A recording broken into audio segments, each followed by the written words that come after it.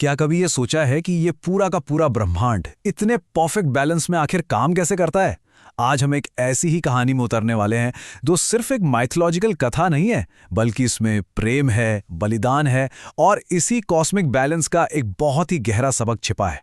ये कहानी है शिव और शक्ति के दिव्य नृत्य की। तो चलिए इसे समझते हैं।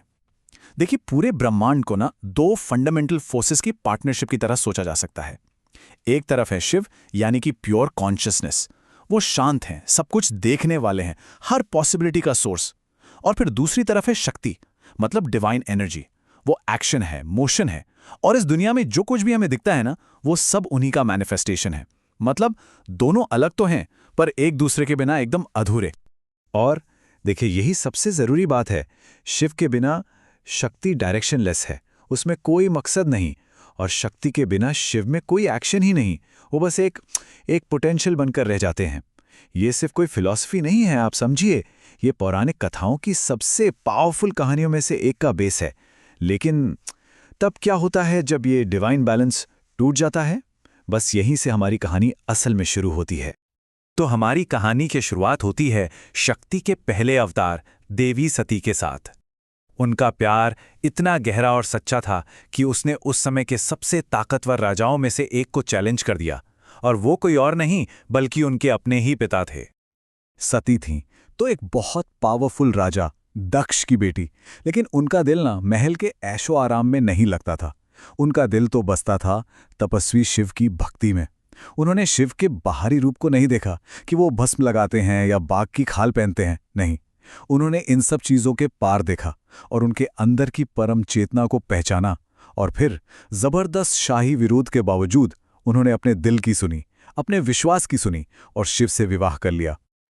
और बस यहीं से कहानी में कॉन्फ्लिक्ट शुरू होता है। देखिए, राजा दक्ष वो सिस्टम और पावर के सिंबल थे। उनके लिए शिव एक अयोग्य जंगली तपस्वी से ज्यादा कुछ नहीं थे।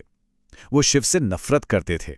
लेकिन सती का अपने पति और अपने प्यार में जो विश्वास था, वो अटल था। ये एक तरह से कह सकते हैं परंपरा और सच्चे आध्यात्मिक प्रेम के बीच की एक सीधी टक्कर थी। और ये जो टकराव था ना, ये अपने पीक पर पहुंच गया एक बहुत बड़े यज्ञ के दौरान। एक ऐसा आयोजन जो होना तो था उत्सव और सम्मान के लिए, लेकिन बहुत जल्द वो एक ऐसी कॉस्मिक ट्रेजेडी में बदल गया जिसकी गूंज आज भी सुनाई देती है। तो हुआ ये कि राजा दक्ष ने एक बहुत बड़ा यज्ञ रखा। उन्होंने सभी देवी देवताओं को बुलाया सिवाय शिव और सती के। ये कोई भूल नहीं थी, ये जानबूझकर किया गया अपमान था। अपने पति के सम्मान पर इस चोट से सती बहुत आहत हुई और वो बिना बुलाए ही उस यज्ञ में पहुंच गईं। और वहां दक्ष ने सबके सामने शिव का अपमान करना शुरू कर दिया। अपने प्रिय का ये अपमान सती बर्दाश्त नहीं कर पाईं और उन्होंने एक ऐसा कदम उठाया जिसकी किसी ने कल्पना तक नहीं की थी। उन्होंने उसी यज्ञ की पवित्र अग्नि में आत्मदाह कर लिया। यह सिर्फ दुख में उठाया गया कदम नहीं था, समझिए इस बात को।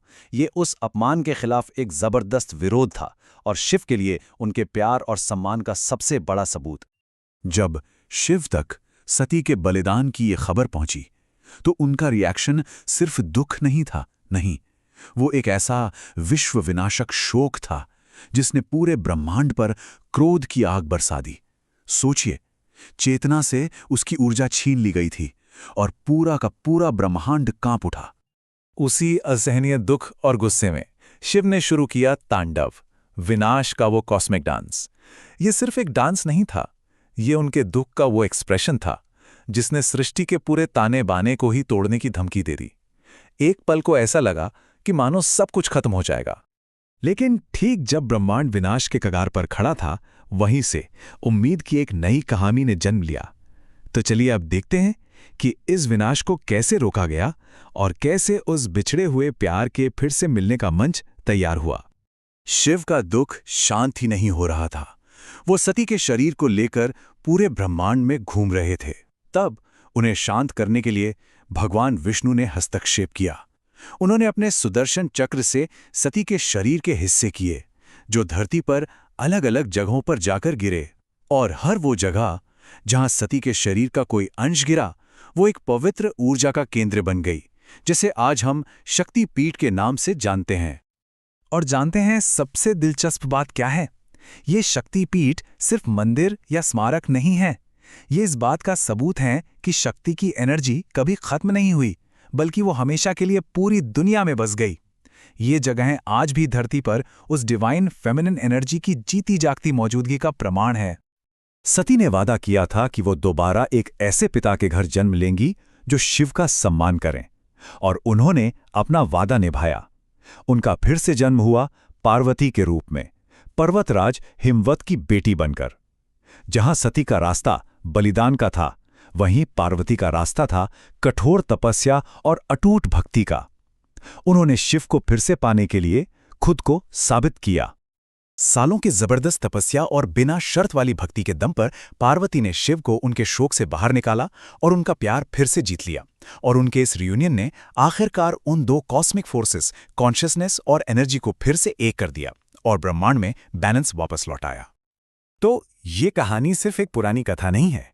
चलिए अब थोड़ा इस बात पर गौर करते हैं कि शिव और शक्ति की यह कहानी आज भी हमारे लिए इतनी जरूरी क्यों है, इसकी लेगेसी क्या है। ये कहानी हमें बहुत कुछ सिखाती है। ये हमें दिखाती है कि सच्ची भक्ति में कितनी ताकत होती है, अपने उसूलों के लिए खड़े होने का क्या मतलब होता है, और सबसे जरूरी बात, यह हमें याद दिलाती है कि चेतना और ऊर्जा, कॉन्शियसनेस और एनर्जी एक दूसरे से अलग नहीं हो सकते। उनका बैलेंस ही इस पूरी क्रिएशन का आधार है। और आखिर में इस कहानी का जो सबसे गहरा सबक है ना, वो ये है कि ये कॉस्मिक डांस सिर्फ बाहर नहीं चल रहा, ये हमारे अंदर भी चलता है। असल में स्पिरिचुअल अवेकनिंग तब होती है जब हम अपने अंदर के शिव और शक्ति के बीच, मतलब हमारी कॉन्शियसनेस और हमारी एनर्जी, हमारे ज्ञान और हमारे एक्शन, इनके बीच एक खूबसूरत बैलेंस बना लेते हैं। तो इसी विचार के साथ आज की बात खत्म करते हैं कि हमारी इस भाग दौड़ भरी मॉडर्न दुनिया में चेतना और ऊर्जा के इस मिलन का क्या मतलब हो सकता है। कोई अपनी जिंदगी में इस कॉस्मिक बैलेंस को कैसे पा सकता है, इस पर सोचिएगा जरूर।